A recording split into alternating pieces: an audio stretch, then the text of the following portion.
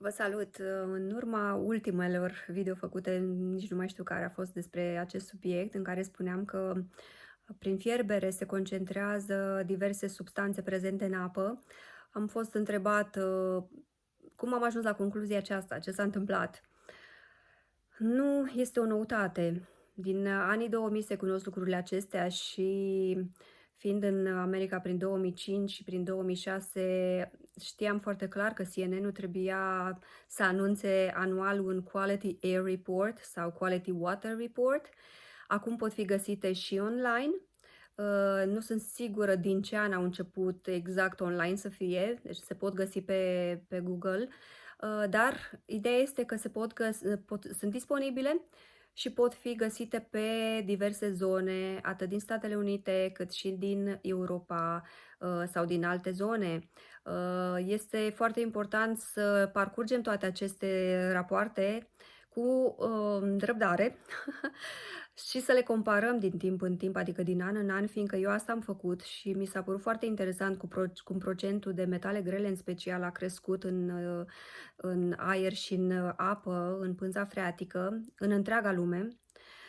Și este foarte interesant că ei spun că da, din cauza poluării. Da, sunt conștientă că din cauza poluării, nu comentăm la acest moment de unde vine această poluare, dar este alarmant și există, cred că la ultimele absolut sigur am văzut în ultimii 4-5 ani, din aceste rapoarte este precizat la un punct ce facem cu apa. Apa de la robinet se poate fierbe și bea ulterior și ei recomandau foarte, foarte frumos să fie filtrată.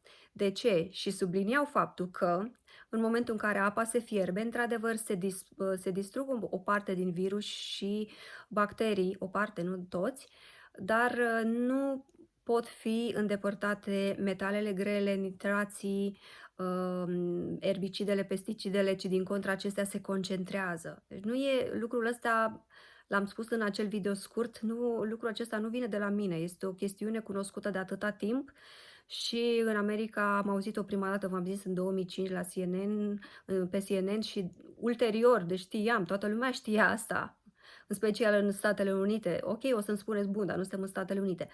Nu uitați, dragilor, că la apa potabilă există diverse, ca să nu le zic formule, pentru protecția publicului, consumatorului, sunt diverse substanțe care se adaugă obligatoriu în toată lumea. Deci nu e o chestie ca în America se adaugă ceva și în Europa nu. Peste tot s-a aprobat o lege așa generală, universală, în care apa potabilă trebuie să conțină diverse substanțe pentru siguranța populației.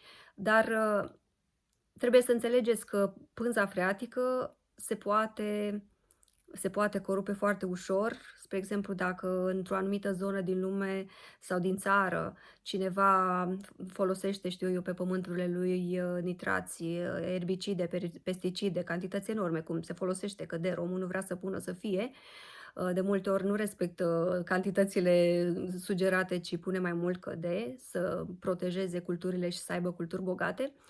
Și în acel moment pânza freatică se infiltrează cu aceste substanțe, deci nu scăpăm. Și pânza freatică este conectată între ea. Deci nu e o chestie că pânza freatică din Dobrogea este total diferită de pânza freatică de mai sus.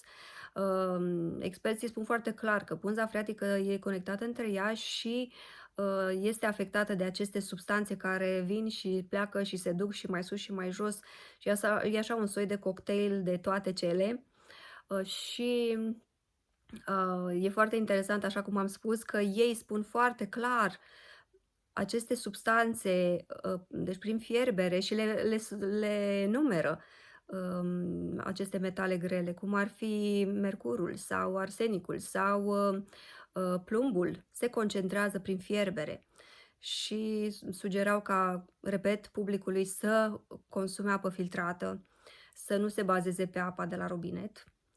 Și da, apa filtrată trebuie consumată și dacă facem o mâncare. Nu putem să punem apă de la robinet la mâncare și să spunem: "Lasă că prin fierbere se duc toate." Nu e așa, nu e după cum vedeți din aceste rapoarte, ei spun clar, se concentrează toate aceste substanțe, inclusiv clorurile, poate se evaporă o parte din ele, dar rămân și nu se folosesc doar cloruri pentru dezinfectarea apei. Este un soi de cocktail de substanțe care se folosesc, se folosește în mod general peste tot, plus flor și alte cele, care este prezent în apa din toată lumea, nu doar din America. Și s-a introdus cândva înainte de al doilea război mondial, tot așa pentru siguranța și protecția populației. Și v-am spus, este foarte important să avem un filtru la țeava generală a casei. Știu că sună ciudat. Cine poate să-și permite așa ceva? Filtrele, și nu mă întrebați de filtre, fiindcă nu pot să fac tema pentru toată lumea. Toată lumea trebuie să se informeze ce filtru să-și pună. Sunt în funcție de debit și de cât se consumă pe familie, se adaugă un filtru cu diverse prefiltre, cu dedurizator, cu sare de ognă și alte cele, tot felul de variante.